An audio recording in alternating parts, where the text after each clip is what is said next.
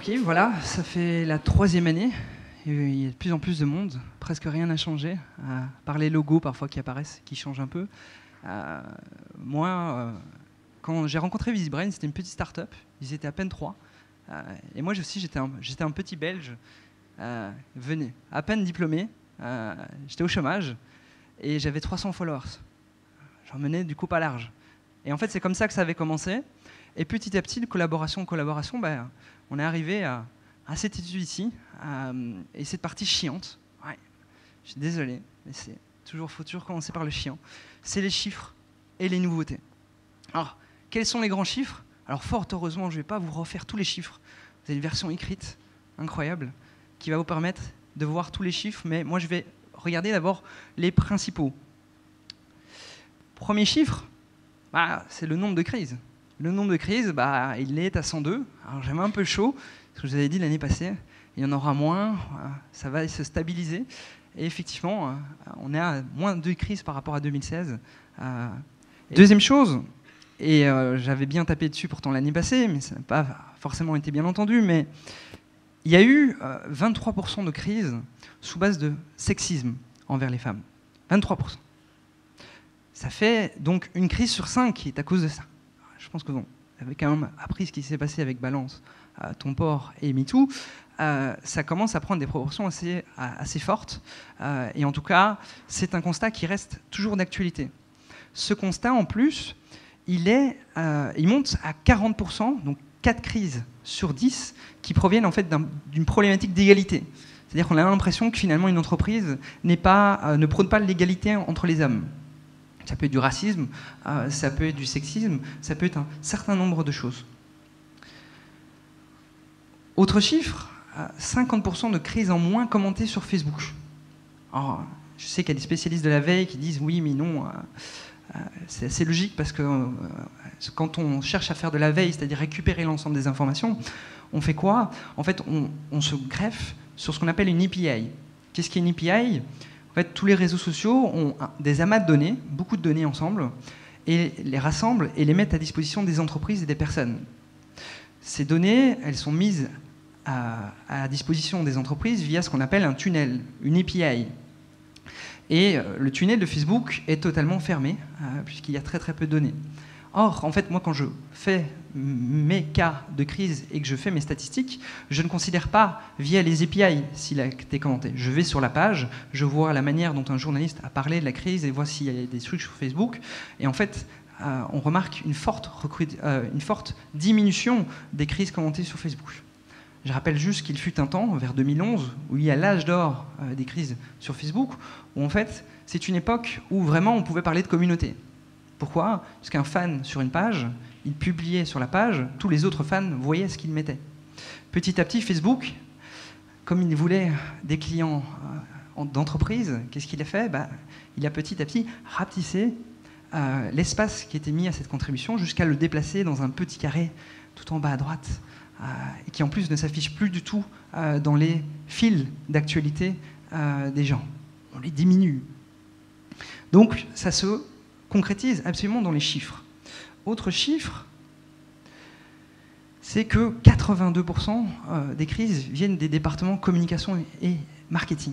Donc 82% des crises s'expliquent simplement par le fait qu'il y a un comportement ou un fonctionnement ou une communication qui pose problème. 82%, c'est absolument énorme. Donc voilà. Après, au niveau des plus grosses crises, donc on est vraiment là-dedans, un des constats, c'est que l'année passée, j'étais venu devant vous et j'avais dit incroyable, il y a une crise avec 320 773, 73, oui. Il faut que je me mette à l'heure française, ce qui est assez compliqué, considérant l'heure à laquelle je me suis levé. Or, cette année, on a eu 1 950 000 tweets. Donc on a vraiment... c'est assez incroyable de se dire qu'il y a 2 millions de tweets qui ont été postés sur une crise qui est celle de United Airlines. Et je peux déjà vous spoiler la conférence de l'année prochaine, puisque au dernier recensement, la crise H&M, je pense que vous avez plus ou moins suivi, en tout cas je pense, on est déjà à 2 millions. C'est absolument incroyable, 2 millions de tweets. Juste parce que On est entre communicants, mais il faut quand même parler un peu sociétalement. Mais je suis Charlie, c'était 1,5 million de tweets. C'est quand même assez frappant comme constat. 60% des crises proviennent de problématiques réputationnelles, c'est-à-dire de communication. Donc concrètement, en fait, c'est quand l'entreprise cherche à diffuser son image à travers un média vers un public, ce public lui dit « Stoppons là, je ne suis pas d'accord avec ce que vous venez de m'envoyer, pour moi c'est totalement mauvais, donc on va faire une pause, on va s'expliquer, et alors là, après, on pourra reprendre le flux conversationnel. » 60%. C'est absolument énorme aussi. Autre constat, c'est la montée d'Instagram. La montée d'Instagram petit à petit, puisque vous voyez bien qu'au niveau d'Instagram, on était à 0 dans les années précédentes et qu'on monte à 5%. Ça ne pourra, à mon sens, que monter. C'est-à-dire qu'Instagram devient de plus en plus une source journalistique, une source d'influence, et donc dans les transits communicationnels, il y a également des problèmes. Des problèmes qui, jusqu'à présent, sont surtout cantonnés au fait des égéries. Une marque prend une égérie, elle communique, et c'est via cette communication qu'il y a un problème. À mon avis, on va monter, d'ailleurs les premières crises de 2018 le prouvent déjà, et ça va devenir un média, en tout cas à surveiller, au moins à prendre en compte. Voilà pour les chiffres, voilà pour le chien. On va du coup passer au palmarès. Donc vous savez plus ou moins comment ça se déroule si vous étiez là les années précédentes, mais en gros le premier palmarès, c'est quel est le secteur qui a été le plus touché. Alors là, incroyable, mais cette fois-ci, les médias ont été détrônés, puisque ça faisait 2 ans que les médias étaient le secteur le plus touché. Cette année, c'est le secteur des loisirs. Alors entendons-nous bien, puisque moi, c'est des labels. Pour moi, le secteur des loisirs comprend à la fois la culture, le sport et autres. Alors, le genre de crise qu'on avait eu, c'était le Festival de Cannes, où il y avait eu une retouche sur une star. Il y avait eu une communication du Bayern de Munich, We Love Big Games, qui était un jeu en fait avec la poitrine, très très intelligent, et d'autres problématiques comme en fait un livre qui avait publié un problème de mathématiques avec les migrants, comme ça vraiment les étudiants comprennent une problématique, ou encore le cas de Mehdi Méclate qui avait été une des grosses crises du début d'année. Ensuite, c'est l'entreprise qui l'a pu toucher. Alors il y a un peu un ex-aequo. Donc l'entreprise la plus touchée, c'est United Airlines. Donc en fait, United Airlines, vous avez tous suivi cette crise, qui est celle dont je parlais avec 1 900 000 tweets, où un passager se fait éjecter violemment de l'appareil. Il y en a également eu 2 autres, un peu plus petites. En fait, c'était un voyageur français dont le fauteuil avait été endommagé, et United Airlines refusait un dédommagement. Il a donc fait une vidéo sur YouTube. La vidéo sur YouTube a pris énormément d'ampleur, jusqu'à finalement créer une crise. Et une crise un peu plus rigolote, mais qui est un peu dans le même ton, c'est 2 filles qui voulaient rentrer avec des leggings et dont on a refusé l'accès à l'avion parce qu'ils portaient des leggings. C'était ex-aequo par exemple avec la SNCF qui est un peu remonté. Il y a peu de crises, mais maintenant ils sont remontés, maintenant ils sont de nouveau à leur niveau d'antan. Passons maintenant aux 5 plus grosses crises de l'année. Alors, la 5e, c'est les personnages 4 fois plus chers d'Electronic Arts. Donc en fait, ils avaient fait un jeu, je pense que les fans connaissent, autour de Star Wars. La version bêta proposée, donc, vous savez, c'est le modèle freemium, où finalement, vous payez le jeu, mais en plus, vous devez payer après pour continuer dans le jeu. C'est la nouvelle lubie de l'industrie du jeu vidéo. Et là, en fait, entre le jeu de la bêta et la divulgation du jeu, ils ont augmenté les prix des personnages de 4 fois plus cher. Ça a réagi sur un forum américain que je pense que vous connaissez plus ou moins, qui s'appelle 4chan. Et en fait, il y a eu le cours de bourse qui a été en chute. Et finalement, ça a été le post avec le plus de votes négatifs de l'histoire de 4chan. Ce qui est quand même pas mal. Il y a du coup eu une réduction de 75% sur les prix, 75, désolé, je ne me suis toujours pas mis à l'heure française, j'espère qu'avant la fin j'y arriverai. 4e cas, qui est le cas de Webedia.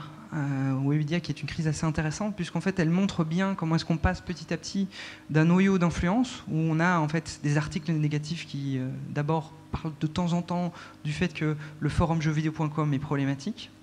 Puis petit à petit, ces articles font en sorte qu'on a une image des forums de jeuxvideo.com assez mauvaise. Et puis finalement, en fait, dans la relation et dans la réputation, ça fait partie intégrante. Ce qui fait qu'à un moment, quand on a un problème beaucoup plus large, qui est balance ton porc et autres, bah forcément, en fait, il va y avoir ces marques dont on a l'idée qu'elles sont problématiques, qui vont ressurgir. Et là, il y a vraiment eu un halo qui a été posé sur Webedia. C'est-à-dire que d'habitude, dans le bad buzz, on a un événement catalyseur qui déclenche quelque chose. Ce déclenchement crée du contenu négatif et des réactions massives. Et puis après, on essaye de résoudre ça. Or, en fait, Webedia, c'est le contraire. Il y avait déjà quelque chose qui était toujours là, mais latent, mais qui, cette fois-ci, au regard de l'actualité, au regard de cette courbe conversationnelle, fait en sorte qu'il va y avoir une problématique. Et donc, c'est une crise systémique. Alors, tweet de la secrétaire d'État, boycott de certaines marques et autres, ce qui a poussé, du coup, à changer, et qui donc est une crise avec un impact fort pour l'organisation. Troisième point, qui est un peu moins connu, de temps en temps il faut montrer qu'on couvre vraiment toutes les crises, j'espère que je le dis bien, mais c'est Ülker Bisküvi, qui est une marque de chocolat en Turquie, qui avait décidé de faire une publicité à l'occasion du Poisson d'avril, et qui moquait en quelque sorte le coup d'État, sauf qu'en fait les autorités n'ont pas du tout aimé, c'est le moins qu'on puisse dire. Et donc il y a une opposition du gouvernement, ils ont un procès, puisqu'on leur a dit qu'en fait ils cherchaient de nouveau à refaire un coup d'État, évidemment, ça s'est matérialisé sur le cours de bourse. Deuxième cas, je pense que vous l'avez tous vu également, c'est la séquence où on a moqué des homosexuels dans Touche pas à mon poste, où là, de fil en aiguille, c'est-à-dire de commentaires sur les réseaux sociaux, il y a une reprise politique et puis un halo posé sur le CSA qui doit réagir et qui réagit fortement puisque l'amende du CSA est de 3 millions d'euros. Je pense que ça faisait longtemps qu'on n'avait plus vu une crise qui émergeait sur les réseaux sociaux par rapport à quelque chose et qui, à la fin, coûtait 3 millions d'euros à une marque. De mémoire, en fait, il n'y a qu'en 2004, avec le cadenas Kryptonite, qui était dans toutes les slides de Communicant, qu'on a vu un pareil coût dans une crise qui provient des réseaux sociaux dans les commentaires et autres. Et enfin, la plus grosse crise de l'année, à mon sens, elle est celle-ci, du fait de son ampleur, 2 millions de tweets, du fait de l'image de marque que ça renvoie, et de manière globale, de l'effet d'halo que ça crée sur l'organisation. Il faut bien comprendre que là, on touche vraiment en fait, l'angle économique de la réputation. Donc, l'angle économique de la réputation, c'est ce qui dit que c'est la somme des informations qu'on connaît à propos d'une organisation.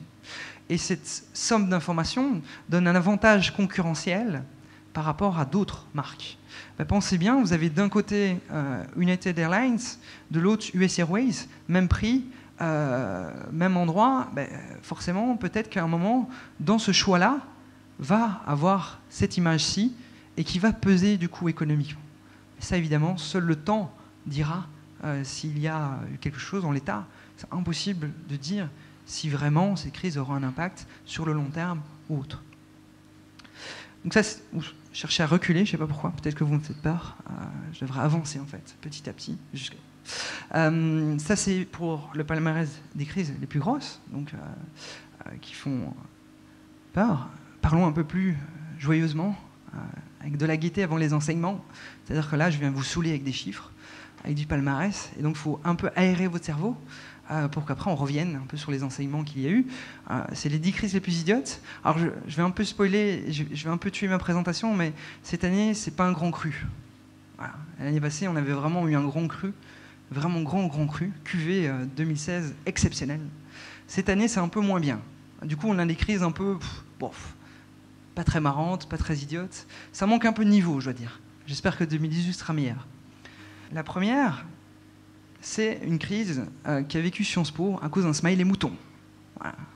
Comme quoi, des fois, une crise, ça peut quand même être très con, il faut le dire. Mais il y a eu des articles et des réactions négatives énormes par rapport à un simple smiley mouton. parce que Sciences Po montrait des étudiantes qui avaient formé en fait un groupe et une association, et que pour qualifier la chevelure de cette gentille étudiante, un mouton avait été utilisé. Et voilà. Comme quoi ça tient un peu de choses. Hein. Petit smiley mouton, hop. Deuxième crise, avec en plus le regard de Balance ton porc et MeToo, on a un magnifique sac d'Auchan. Je vous laisse juger vous-même. Hurrah, j'ai la carte crédit de mon mec. Trop trop bien. Évidemment, ça a posé des petits soucis de sexisme. Et donc ça a été reporté. Et petit à petit, évidemment, le sac a été enlevé. Septième cas, qui est en fait un cas qui a eu lieu en soirée, et qui est un peu la hantise du community manager. Je sais qu'il y en a beaucoup dans la salle. Vraiment la hantise. Mais imaginez, vous avez votre compte de marque, il est sur le PC, là, mis. Et puis, en fait, vous avez votre enfant qui prend le contrôle du PC. Et en plus, vous êtes community manager du ministère de la Culture. Et vous commencez à dire des vilains mots, etc. Et à vous lâcher complètement. Et alors, à l'occasion de cette étude, en plus, j'étais retourné un peu pour voir si j'avais pas raté des événements, mais en fait, on n'a jamais su qui c'était. Officiellement, c'est un hack. Lui disait qu'il était le fils de la community manager, donc finalement, on n'a jamais su ce qui s'est passé. Si quelqu'un a la réponse, ça m'intéresse. Qu'est-ce qui s'est passé là derrière? Mais en tout cas, il s'est bien amusé pendant la nuit, et ça a bien amusé certaines autres personnes, et puis après, au matin, comme quand on fait une fête, on a les déchets de la veille, et on essaye de les enlever. Autre crise, on va rester à peu près dans la même gaieté du sexisme et autres, mais Renault a une idée judicieuse qui est un vernis pour les femmes accordé à votre Twingo. Alors ça, c'est beau. Et là où c'est très très beau, et on voit que là le marketing est particulièrement clair, et qu'on a des génies dans le marketing, c'est qu'on peut s'en servir pour les ongles et pour sa bagnole. Ça, c'est fort. 2 en 1. Ça ferait qu'une pub L'Oréal, mais pour sa bagnole. Mais évidemment, forcément, très rapidement, réaction négative, etc. L'autre cas, c'est quelque chose aussi que les communicants font bien. On est un peu entre nous, même s'il y a des personnes extérieures, il y a un peu de presse, etc. Mais on sait que de temps en temps, on vend vraiment du bullshit. Je pense qu'il faut le dire, clair et net, c'est qu'on essaie de vendre une Lada comme une Porsche. Voilà. Et KFC avait, c'est magnifique, Shiza, la pizza, elle est belle. Elle est belle, là, on voit vraiment le fromage, etc. Et puis en fait, la réalité, elle est un peu plus compliquée. Et donc forcément, le décalage entre réalité et ce qu'on nous vend, à un moment, il nous explose un peu à la figure, quoi. Ça fait mal. Et un autre travers du communicant, c'est comme il vend du bullshit, parfois il peut vendre le bullshit cher. C'est un peu, des fois, on a un peu des Jean-Claude Duss. C'est-à-dire qu'on essaye beaucoup, et il y a une fois où ça fonctionne, quoi. On en a eu. On a eu 200 échecs, mais une fois, ça fonctionne. Je ne sais pas si vous connaissez chez Ikea, vous avez toujours ce sac-là, qui est emblématique. On le connaît tous. On en a tous un, d'ailleurs, très pratique. On peut le monter en boudoir, on peut mettre beaucoup de choses à l'intérieur. Et un jour, en fait, il y a Balenciaga qui a vendu ce sac 1695 €.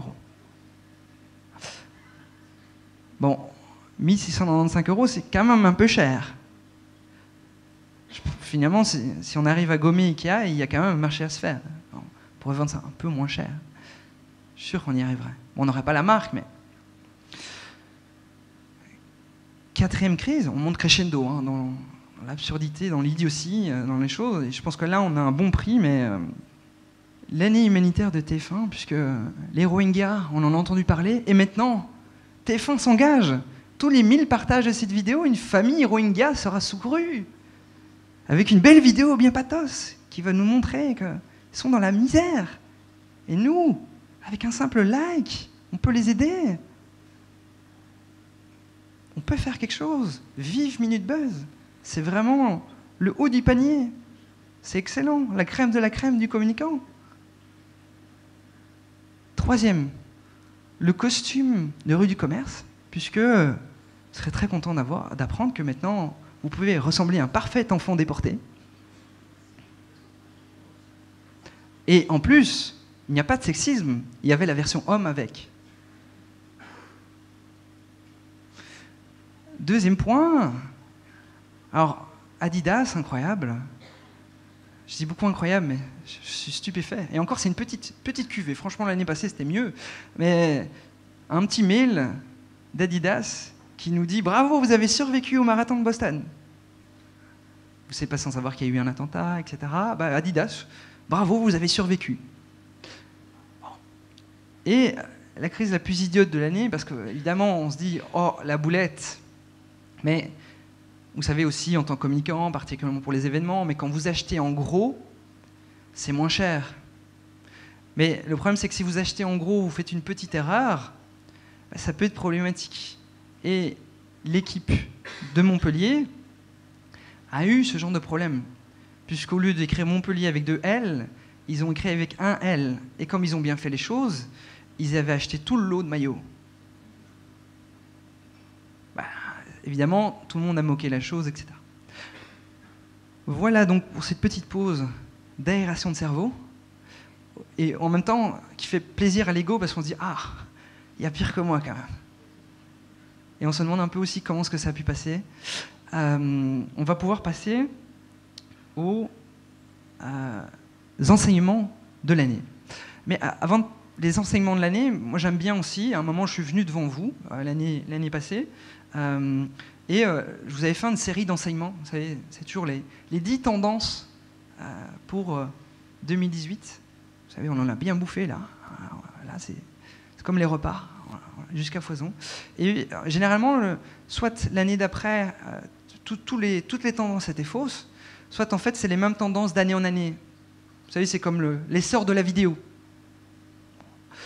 Ben, je préfère revenir du coup sur ce que j'avais dit l'année passée, de voir, bon, est-ce que c'était vrai ou pas. Alors, premièrement, j'avais dit le règne du faux serait fort pour les marques. En fait, j'avais tort. On n'a pas eu le règne du faux pour les marques, par contre, on a eu le règne du faux dans la société. On n'est pas sans savoir que le mot fake news est devenu très trendy, vraiment très tendance, et qu'on a eu des faux, mais à un échelon beaucoup plus haut. Puisque j'étais jusqu'à présent dans les bas-fonds du web, les bad buzz, le truc ridicule, et puis tout d'un coup, me voilà placardé à gérer des fake news sur Emmanuel Macron, avec de l'influence russe, etc. Ça a grandi assez vite. Donc, c'est faux que le faux a émaillé les entreprises. Par contre, il a émaillé la société tout entière durant cette année.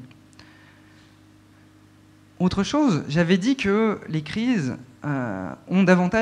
auraient davantage émergé hors ligne. C'est-à-dire qu'en gros, il y aurait de plus en plus de crises hors ligne qui seraient d'abord amenées par les réseaux sociaux et autres. Or, en fait, quand on regarde les chiffres, bah, je me suis planté. Il y a eu moins de crises hors ligne dans les chiffres. Donc ça, mea culpa, je me suis trompé, je ne suis pas devin. Très mauvais devin d'ailleurs, je suis très mauvaise Madame Irma. Mais par contre, on peut quand même dire que on a des crises de plus en plus mastodontes qui émergent, 1 900 000 tweets, on a la 2 millions pour H&M, donc de plus en plus, en fait, on a des crises mastodontes qui émergent sur les réseaux sociaux et qui ont un véritable impact. De la même manière, n'importe quelle crise énorme est déportée sur les réseaux sociaux. Par exemple, Lactalis, pour moi, ne sera pas dans le cas des 2018, mais il est allègrement commenté sur les réseaux sociaux. C'est juste que je rappelle la méthodologie. Pour moi, il faut qu'il y ait une manifestation négative qui soit exprimée à l'encontre d'une organisation par le biais des réseaux sociaux, et que c'est ce soulèvement des réseaux sociaux qui crée un article de presse et qui, du coup, authentifie la crise. Donc, Lactalis, ça vient d'abord par la presse et puis par les réseaux sociaux. Voilà. Autre chose, j'avais dit c'était une année d'élection, mais politique et entreprises ne font pas bon ménage. En fait, cette année, on a eu exactement la même chose, puisqu'on a eu un tweet qui attaquait Trump de McDonald's, qui a créé un émoi et qui a forcé McDonald's à se raviser. Et on a aussi eu cette jupe-là qui avait estampillé Pepe the Frog. Ceux qui ne connaissent pas Pepe the Frog, en fait, c'est une grenouille reprise par les militants d'extrême droite dans le but finalement de propager la chose et qui est un code entre eux. Alors certains ont trouvé que ceci était la même grenouille. En fait, pas du tout. C'est un artiste qui l'a créé il y a plus ou moins 6 ans et qui l'a mis comme ça, mais on le rapporte par rapport à le flux conversationnel. Et encore une fois, c'est très intéressant de montrer la même chose que je vous dans les slides d'avant, c'est que le flux informationnel est très important à comprendre. Parce qu'on insère en tant que marque des messages dans ce flux, ce message, il est emporté par un autre contexte. Et c'est ce contexte qui va nous donner la grille de lecture aux gens qui verront le message. Et souvent, ça peut poser forcément problème aux organisations. Donc, on a eu une confirmation que politique et entreprise ne font pas bon ménage. C'est assez classique. Les marques possèdent encore un manque de sensibilité. J'avais dit, il faut faire attention parce qu'en fait, les problèmes sociaux qui émaillent la société rejailleront sur les entreprises. On le voit clairement auprès du sexisme, mais on l'a vu aussi par rapport à la problématique des migrants. Les éditions Nathan, par exemple, et leurs problèmes de mathématiques expliqués avec les migrants, c'est un exemple. On avait eu Air France, vous vous souvenez que Trump a empêché les gens de rentrer aux États-Unis, et on avait une journaliste qui s'émouvait un peu qu'il y avait beaucoup de gens qui étaient appelés au personnel de bord, mais qui n'étaient qu'avec des consonances arabes. Et donc, il pensait qu'en fait, Air France faisait la police déjà pour Trump, ce qui était faux en réalité. On a eu aussi les Galeries Lafayette. Qu'est-ce qui se passe? En fait, il y a une femme qui rentre dans les Galeries Lafayette et qui en fait porte un couvre-chef parce qu'elle a un cancer. Certains ont cru qu'en fait c'était un foulard, un gardien de sécurité, et ne voulaient pas qu'elle rentre avec cela, ce qui crée évidemment un émoi assez fort.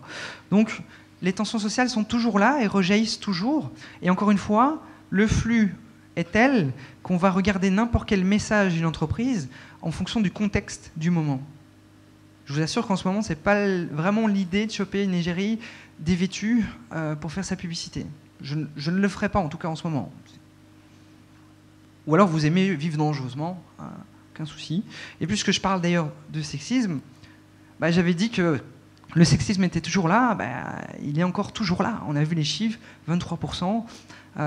Et ça peut être parfois dans des publicités complètement rétrogrades, comme Saint-Laurent, où là, on a très peu d'excuses à trouver, ou ça peut être parfois des trucs complètement maladroits, comme ici, qui est une publicité pour en fait se faire dépister pour le cancer du sein. Ça a été mal pris, du style en fait c'est une partie de joie, etc. Et autres. Ça a été très très mal pris, et du coup ça a eu une crise. J'avais dit aussi les employés resteront des motifs de crise importants. Ce fut encore le cas, plus que 17% des crises proviennent d'employés. Presque une crise sur 5. Donc c'est un employé qui fait un mauvais comportement. Cet employé, dans l'article de presse, est décrit comme faisant partie d'une organisation, et du coup, la crise rejaillit sur l'organisation tout entière. Ça fait également la problématique d'un CEO, puisque le CEO incarne l'organisation, et si le CEO fait une mauvaise déclaration ou autre, forcément, ça va rejaillir. Je vous avais dit aussi de faire attention aux détails. Le détail a encore fait la différence. C'est toujours ces petits trucs que personne ne va forcément aller voir et autres. En fait, les internautes vont aller le dénicher et le montrer aux autres. C'est cette crise absolument marrante que j'aurais pu mettre dans le top 10 des crises, mais qui est le rasoir Philips. Qu'est-ce qui se passe en fait avec le rasoir Philips?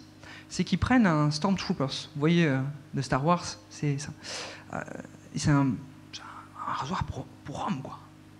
Un vrai rasoir pour homme. Avec un bel homme musclé qui l'essaye, bien entendu. Sauf qu'en fait, ils ont pris, parmi tous les Stormtroopers, et il y en a beaucoup, le seul qui est féminin. Et évidemment, ils l'ont mis sur tout leur packaging. Et comme je vous rappelle quand on commande quelque chose, on le commande en gros, ça paraît con comme ça, mais en fait, vous devez changer tous vos packaging. Ça, c'était l'arrière d'une boîte Kellogg's, où en fait on voit beaucoup de gens qui jouent, etc. Et ils sont tous, ils sont blancs, si on est bien d'accord entre nous qui sont jaunes. Prenons la convention qu'ils sont blancs. Et en fait, le seul qui fait une basse-tache est en fait un truc de couleur. Donc vous voyez, c'est impossible à déceler dans tout ce micmac, mais évidemment, sur les réseaux sociaux, on va capter le petit détail, et c'est le petit détail qui va être mis en disant « vous êtes raciste ». Et là, c'est fini, le schéma narratif de la crise, il est fait, il est packagé, et on ne sait plus revenir en arrière. Donc ça, c'était la redite de revenir sur les enseignements, où de la majorité, je trouve que je ne suis pas trop planté. Ça va. voyons plus ou moins les nouveaux enseignements, enfin les choses que je capte et que je décrypte par rapport à des choses qui apportent du sens pour le monde dans lequel on vit. En tant que communicant, entendons-nous bien, hein, je pense que d'autres personnes n'en ont rien à faire. Premièrement, c'est qu'on observe de plus en plus de cas de crise où en fait c'est davantage la société qui est en crise que l'organisation elle-même qui est en crise. L'organisation est elle-même dans le tourbillon de la crise, mais ce n'est pas elle qui vit la crise. Je prends un exemple. C'est le cas d'une blogueuse qui s'appelle Buffy Mars, qui reçoit un opérateur d'Orange pour installer Internet. On a tous eu ça. Il part de l'appartement et décide de lui envoyer un SMS pour lui dire à quel point il la trouve jolie, etc. etc. Buffy Mars trouve ça absolument scandaleux, décide de faire une capture d'écran de l'SMS et de le publier sur Twitter en alpaguant Orange et en disant c'est scandaleux. Dans un premier temps, on a les communautés féministes qui disent c'est scandaleux, etc., et qui reportent le message. Et puis petit à petit se crée une dichotomie, ce que moi j'appelle une foule polarisée, c'est-à-dire un ensemble où vous avez une conversation avec deux personnes l'un contre l'autre. À droite, toutes les personnes qui supportent Buffy Mars, en bleu, pardon, je ne suis pas encore devenu daltonien, et de l'autre côté, les gens qui estiment d'autres choses que cette version-là. Cette version, ça va être quoi? Ça va être, oui, mais on peut quand même encore draguer. Enfin, je vous reporte quand même à la série de chroniques qu'on vient d'avoir, entre oui, mais on peut draguer, oui, mais non, pas harceler, enfin, etc. C'est plus ou moins la même chose. Avec en plus des gros amas déconnectés comme ici, des gros feux de soleil, qui sont en fait des jeunes qui reprennent le cas et qui disent bah, tu devrais quand même être contente que tu reçois un SMS te disant t'es quand même très moche. Donc c'est quand même assez logique. Tu devrais être contente quand même. Enfin, tu t'es vu, etc., etc. Enfin, des blagues comme ça. Et finalement, Orange, elle est juste ici, un micro-point. C'est-à-dire que c'est la crise d'Orange, d'un employé d'Orange, mais on ne parle plus du tout d'Orange. On parle davantage de problématiques sociétales. De la même façon, ici, on a une publicité qui dit, pour un déodorant, qui s'appelle Secret, la fraîcheur qui travaille plus fort comme vous devez travailler plus fort pour réussir. Et qui donc montre une femme qui doit monter plus haut. Et du coup, se crée un combat, mais en fait, entre les féministes. Ceux qui disent c'est scandaleux de montrer telle situation, c'est montrer la femme rétrograde et autres. Et puis d'autres qui disent mais en fait, c'est bien qu'on montre ça, ça aborde le sujet et autres, etc. Et donc, c'est quand même assez incroyable, puisque d'un côté, on est féministe, et de l'autre, on est sexiste. Crée un débat qui est une espèce de méta-crise, une méta-communication, qui n'est plus vraiment sur le comportement de l'organisation, mais qui est sur des problématiques sociétales. Et ça va être très très compliqué, parce que par définition, tout ce qui est sociétal n'a pas de réponse. On peut être pour ou contre. Et donc, en tant qu'organisation, ça va être très très compliqué d'arriver à se dépatouiller de tout cela. Mais de la même façon, à partir du moment où ça devient sociétal, ça veut dire qu'on n'attend pas une réponse de l'organisation. L'organisation a fait un comportement, mais le comportement, à part convoquer l'employé pour lui expliquer plus loin ce qu'il y a, il n'y a rien à faire. Et pourtant, la crise continue, parce qu'on a juste des logiques de production. J'y reviendrai très prochainement. Deuxième constat, c'est qu'on a de plus en plus des mondialisations du bad buzz. Alors, vous connaissez bien le processus de mondialisation et autres, mais c'est pas sans savoir que ça fait longtemps que j'observe les crises. Je crois que c'est la première année où vraiment j'ai ce mouvement qui me droit dans les yeux avec plusieurs cas, de publicités qui sont faites en Inde, de fascicules qui sont faits en Arabie Saoudite et autres, qui sont rapportés dans le pays français, par exemple, pour une marque mondiale, et qui dit, regardez cette organisation, ce qu'elle fait en Arabie Saoudite. Par exemple, Ikea, ça c'est la version française, ça c'est la version saoudienne, où la femme a été photoshopée. Et donc on a un contenu dans un pays qui est rapporté dans un autre. Et ça va être problématique pour les organisations aussi, parce que de la même façon que quand c'est sociétal, c'est compliqué parce qu'il n'y a pas de droite, gauche, ou de milieu, ou de bien, pas bien. Quand c'est culturel, c'est aussi problématique. Parce que le culturel, vous n'êtes pas sans savoir, il y a de nombreux cas d'échecs en marketing par rapport aux arguments culturels. Vous pouvez très bien avoir quelque chose qui fonctionne très très bien en France, qui ne fonctionne pas du tout en Arabie Saoudite ou en Inde. Et du coup, ça va poser des problématiques à un échelon mondial au niveau de la RSE, à mon sens. Troisième point, c'est que j'estime que les réseaux sociaux ont fait quelque chose d'incroyable. mais qui de plus en plus pose problème. C'est que chacun peut publier n'importe quoi. C'est-à-dire vous, moi, on peut publier absolument n'importe quoi sur les réseaux sociaux. On a un pouvoir, en fait, un pouvoir de production, ce qu'on n'avait pas auparavant. Seulement, en fait, ce pouvoir, on ne l'a pas tous pris. On ne le prend pas parce qu'on a d'autres choses à faire, parce qu'on a d'autres soucis, parce qu'on n'a pas forcément envie de montrer ses opinions, mais qui fait qu'en fait, quand on est par rapport aux réseaux sociaux et la place qu'ont pris les réseaux sociaux dans le décryptage de la société, dans le processus journalistique, dans l'entièreté des choses, on a en fait un marché de l'information, je dirais même plus du contenu, qui est complètement tronqué. C'est-à-dire que ce marché ne représente pas la vie réelle, puisqu'en fait, on regarde les productions, et les productions en fait, sont produites par les plus radicaux. C'est des problématiques qu'en fait, toutes les marques connaissent, c'est-à-dire qu'en gros, votre produit, il n'y a personne qui va dire tous les jours « je l'aime, je l'aime, je l'aime, je l'aime, je l'aime », c'est un non-événement. Par contre, il y a un problème avec votre marque, là, lui, il va produire. C'est les gens qui sont les plus radicaux qui produisent le plus. Et donc forcément, on a un marché du contenu qui est complètement tronqué, qui ne représente pas la réalité, mais qui du coup fait en sorte qu'on a l'impression que quand on regarde les réseaux sociaux, c'est un marché radical, avec du noir, du blanc. Vous êtes pour le burkini ou contre ? Là où, quand on vous demande dans un vote de dire « non, je ne suis pour ou contre », vous pouvez dire « en fait, je n'ai aucune idée, je ne vote pas », et le vote blanc est considéré. Or, sur les réseaux sociaux, en fait, le vote blanc, ça n'existe pas. Le spectateur n'existe pas. La version neutre n'existe pas. C'est uniquement le combat radical qui rejaillit. Et ça, c'est problématique. Pourquoi ? Parce qu'en fait, dans les organisations, de plus en plus, on a des logiques de production aussi. C'est-à-dire que on remet des rapports mensuels, avec VisiBrain ou autre, et que ces rapports, ils sont bien et sans danger s'il n'y a pas de production. Si personne n'a dit qu'il n'aimait pas l'huile de palme, il n'y a pas de problème. Or, en fait, si je demande à quelqu'un « tu aimes l'huile de palme ou pas ?», peut-être qu'il n'a pas posté sur les réseaux sociaux, mais peut-être qu'il est contre l'huile de palme. Et du coup, on a des rapports, uniquement quand les gens produisent du contenu négatif, on a l'impression qu'on est en crise. Ben non. On peut avancer clairement. Et donc, je trouve essentiel, et un des cas bien prouvé, c'est ce cas de Dove, où en fait il y a une vidéo qui est mise en ligne, où il promeut le fait que Dove va être absolument pour tout le monde. Et cette vidéo, elle montre plusieurs personnes avec d'autres couleurs, etc. Et il y a un militant antiraciste qui décide de prendre uniquement des captures d'écran qui donnent l'impression qu'en fait, elle va être nettoyée par le produit Dove. C'est complètement tronqué, c'est complètement du vol, c'est en fait ce que font de plus en plus de militants, c'est-à-dire je prends une marque pour profiter de la visibilité, faire avancer mon combat politique. Et Dove, plutôt que de dire mais c'est complètement faux, voici la vidéo, ça n'est pas nous, se battre, non, qu'est-ce qu'ils font ? Ils font un message d'excuse. Un message d'excuse. Alors je veux bien, quand on a vu les cas absolument scandaleux dans les grosses crises ou dans les crises idiotes, qu'on s'excuse, mais quand on n'a rien fait, on doit reprendre le contrôle. Et donc, j'estime essentiel que les organisations doivent reprendre le droit de se déclarer en crise ou non. C'est à eux d'estimer s'ils sont en crise ou non. De la même façon, il faut arrêter d'avoir peur d'avancer ces messages, parce que alors sinon, on écrit l'histoire pour nous.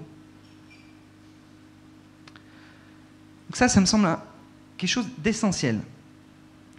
Donc si on résume l'entièreté des choses qu'il faut retenir pour 2018, on a les constantes comme le règne du faux est présent, je pense que les fake news étaient là, je pense que les entreprises vont à un moment l'avoir. De la même façon, les crises, elles seront en ligne avec des crises mastodontes, ça c'est clair et net, elles seront déportées, elles seront commentées.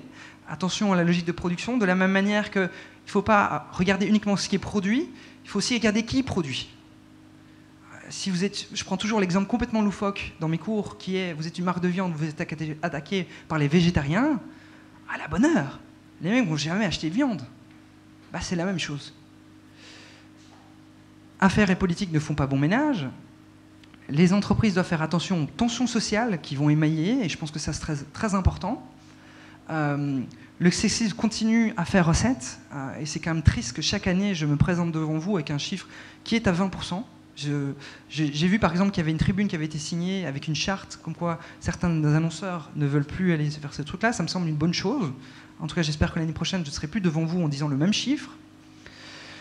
Les employés continuent de provoquer des crises, c'est assez logique, voilà, on ne sait pas tout contrôler, ils ont droit à leur part d'erreur aussi, mais c'est une réalité, et donc dans vos plans de risque, il faut prendre ça en compte également. Et le détail fait toujours la différence, puisque le détail est par définition la chose qui sort de l'ordinaire, et ce qui sort de l'ordinaire se propage rapidement sur les réseaux sociaux, et donc a un poids. Donc il faut faire très attention aux détails. Maintenant, les tendances qu'on peut observer, c'est que voilà, c'est de plus en plus la société qui est en crise que l'entreprise. Seulement, en fait, une entreprise qui ne s'adapterait pas à la société le sera aussi.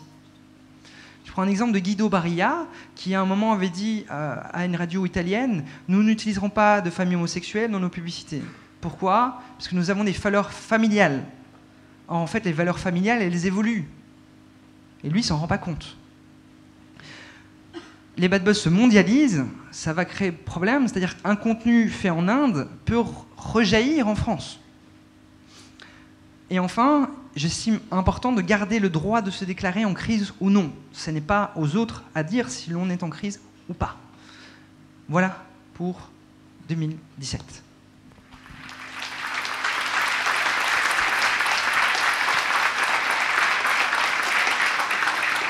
Alors, je joue un peu les maîtres du temps. Je vous propose qu'on passe à une série de questions. Bonjour, simple question. J'étais étonnée de ne voir aucun tweet de Donald Trump qui pourtant, à partir d'un tweet, a créé un certain nombre de crises. Alors là, il faut simplement revenir sur la méthodologie. La méthodologie, c'est en gros, il faut une manifestation négative et massive par le biais des réseaux sociaux qui touche une organisation. Et finalement, cette manifestation fait en sorte qu'il y ait un article de presse, ça c'est pour moi l'authentification, un article de presse sur la mobilisation, mais dans la sphère francophone. Donc en fait, il aurait fallu qu'en fait, il y ait une entreprise qui soit visée par rapport à ça et qui du coup soit mise. Or en fait, Trump ne va pas créer une manifestation massive et négative, c'est la presse qui va dire que Trump l'a mis. Donc voilà, c'est juste une question comme ça. Plus le côté francophone évidemment. Oui, bonjour. Vous nous avez dit justement que c'était dans la sphère francophone, mais vous nous avez donné presque que des exemples anglophones. Est-ce que les chiffres que vous nous donnez concernent bien la sphère francophone, même si vous avez choisi d'illustrer les thématiques par éventuellement United Airlines, etc. Est-ce que quand vous parlez du nombre de tweets de United Airlines, par exemple, c'est ceux qui ont touché la sphère francophone ou tous les tweets ? En fait, ça va être le fait que donc, la manifestation négative et massive à l'encontre d'une organisation, ça, en fait, je ne mets pas de critères francophones ou autres. Par contre, il faut que ces manifestations soient sur un média, et ce média, lui, doit être francophone. C'est-à-dire, imaginons, il y a une manifestation négative et massive qui touche les États-Unis, mais qu'en fait, il n'y a qu'un article aux États-Unis qui en parle, je ne le considère pas dans les échantillons. Par contre, à partir du moment où un journaliste a décidé de faire un article là-dessus, c'est qu'il pense que son lectorat et que le monde à quel il s'adresse, c'est-à-dire le monde francophone, a un intérêt dans cette actualité. Et donc, j'estime qu'elle est importante parce qu'elle dit quelque chose sur le monde dans lequel on vit. Voilà, plus ou moins pourquoi j'ai fait ces choix-là. Bonjour à tous. Il y a Facebook qui a annoncé vendredi, je crois, qu'ils allaient laisser le soin à ses utilisateurs de juger de la pertinence des sources, principalement. Donc moi, j'ai l'impression que du côté des médias, ça va les mettre à mal au détriment de ces fameux groupes de sources ou sources alternatives. J'aimerais avoir ton avis là-dessus, s'il te plaît. Alors, je suis très bien placé parce qu'en plus, j'ai écrit un article, ça faisait longtemps, donc là, vraiment, j'ai pu structurer ma pensée. Mais donc, oui, c'est un choix qui a été fait par Facebook de migrer de quelque chose, c'est-à-dire le web, par essence, au départ, quand vous étiez avec un simple ordinateur, vous étiez en contact avec des personnes qui n'étaient pas proches de vous, des personnes qui étaient ce qu'on appelle avec des liens faibles. Vous ne connaissiez ni Dave ni Adam, la personne était du Canada, vous discutiez avec elle, et vous alliez vers la découverte. Et la décision de Facebook, ici, est de revenir à autre chose. C'est-à-dire, on ne va pas aller vers les liens faibles, mais on va rassembler vers les liens forts. Ça, c'est l'idéologie de départ. Du coup, il va y avoir des pages qui ne vont pas être autant vues qu'avant, et donc les médias, et donc ça va être les gens en première nécessité qui vont mettre dedans. Mais du coup, ça va être les partages des gens. Et ça, c'est problématique, parce que je reviens du coup à ma logique de production. De la même façon, Vous allez peut-être consulter en ligne un contenu qui est l'actualité boursière ou quelque chose comme ça, mais vous n'allez jamais en fait partager le fait que Carrefour a perdu moins 2% à la bourse de Paris. Vous n'avez rien à faire, vous pensez que vos amis n'en ont rien à faire, donc vous ne réagissez pas. Or, en fait, Facebook, c'est l'essor même de la production à tout niveau. C'est-à-dire que le modèle de Facebook est publicitaire, donc pour faire de la publicité, leur modèle, en plus, leur unique selling proposition est le fait de faire de la publicité ultra ciblée. Pour faire de la publicité ultra ciblée, il faut des données sur les gens. Pour qu'il y ait des données sur les gens, il faut qu'ils les produisent. Donc, tout est fait pour faire en sorte que l'utilisateur produise par des likes, des cœurs, des partages et autres, pour avoir des informations sur ces gens-là. Or, problématique, on a davantage tendance à réagir, promouvoir, liker, etc., des contenus tendancieux, rigolos, que des articles sur la bourse internationale et autres. Et aussi, les tensions sociales sont plus exacerbées, puisque là, en tant qu'individu, vous voulez prendre position et dire vous-même « je suis contre, je suis pour », et donc, en fait, on va davantage avoir un essor dans cette timeline de contenus qui posent des problématiques sociétales et qui vont en fait donner l'impression qu'il y a une gauche, une droite, etc., et qui va de plus en plus nous faire rentrer dedans. Donc effectivement, je pense que c'est une très mauvaise décision, dont je ne suis pas très très surpris, puisqu'en gros, ce que Zuckerberg dit en janvier en disant « je vais fighter les fake news », c'est juste du gros vent. Puisque je peux vous dire sans trop de soucis que Facebook est absent de toutes les conférences et colloques sur le débat. Facebook pense que seul Facebook pourra régler ces situations. Et Facebook, tout ce qu'ils veulent, c'est que rien ne change, qu'ils puissent continuer à cibler. Et surtout, que si on est politique, on puisse également cibler le fait que vous soyez fan de Marine Le Pen. Ce qui est quand même assez incroyable. Vous pouvez viser sur quelqu'un sur Facebook selon ses opinions politiques. Bah, ça, c'est possible et on n'y trouve rien à dire. Donc, à mon sens, c'est une mauvaise chose pour ce débat-là. Oui, Nicolas, j'ai une intuition, en fait, en regardant la présentation que tu as faite là, ce matin, en ce qui concerne les typologies de contenus qui sont soit véhicules, soit source de la crise, notamment dans le cas d'United, mais pas seulement. On voit bien depuis un an l'essor de la démocratisation de la vidéo, en particulier dans les usages, la démocratisation avec les appareils, mais l'essor des fonctionnalités chez Facebook, le Facebook Live, Instagram et compagnie. Donc, est-ce que ça, tu l'observes aussi dans les crises, c'est-à-dire la vidéo qui devient vraiment fort dans les sources et les contenus qui sont les matériaux de crise? Avant, on disait souvent le consommateur est devenu un média. Il est devenu un consomme-acteur. Il peut faire tomber une marque d'un simple tweet. Je peux vous dire que ce n'est pas du tout le cas. Ou alors je suis très mauvais. J'arrive jamais à avoir ma télé réparée alors que c'est une arnaque. Obsolescence programmée, Sony, merci. Et tout ça, c'est du vent. En fait, on devient un média parce que les gens nous donnent le pouvoir de le devenir. Et du coup, en fait, on a besoin que les gens se coalisent autour d'un débat, de quelque chose. Pour faire cela, pour que vous, en tant qu'individu, vous donniez votre voix, votre like, votre partage, vous donniez dans ce combat, il faut finalement que vous ayez tous les éléments en votre possession pour juger la chose. Et la vidéo, la photo, le live est l'instrument suprême de ce constat, puisqu'on peut tout montrer et il y a une preuve, la charge de la preuve, et qui du coup est apposée. Je prends souvent l'exemple dans mes cours d'une crise qui a eu lieu autour de McDonald's. En fait, il y a une consommatrice qui ouvre son Big Mac. Ne me demandez pas pourquoi. Je dis souvent que c'est parce qu'il y a trop de salade dans les Big Mac. Et elle découvre en fait, avec l'huile, une croix gammée dessinée à l'intérieur du sandwich. Là, avant, elle aurait convoqué le directeur du restaurant, elle aurait montré l'hamburger, elle aurait fait « c'est quoi ça ?» Le directeur du restaurant serait confondu en excuses, aurait dit « je suis vraiment désolé, je vous offre 1 an de Big Mac et un petit voyage aux Philippines pour vous relaxer. » Et tout serait très bien passé. Maintenant, qu'est-ce qui se passe? Elle découvre ça, horreur, sort son smartphone, fait une photo et publie ça sur les réseaux sociaux, la presse le reprend, et là, en tant que McDonald's, vous ne pouvez plus rien faire. C'est-à-dire, si j'écris une consommatrice reçoit un hamburger avec une croix gammée dedans, tout est dans le titre. Vous n'allez pas réagir, vous n'allez pas cliquer, vous n'allez pas avoir ça. Vous voyez la même chose, mais avec l'image, ça va du coup beaucoup plus jouer. Donc, c'est clair et net que l'essor de la vidéo, ne serait-ce que pour les employés, particulièrement, et les photos, est un pro-bad buzz, enfin c'est quelque chose qui engrange des bad buzz. Pourquoi? Parce que la preuve est là et le contenu est plus émotif.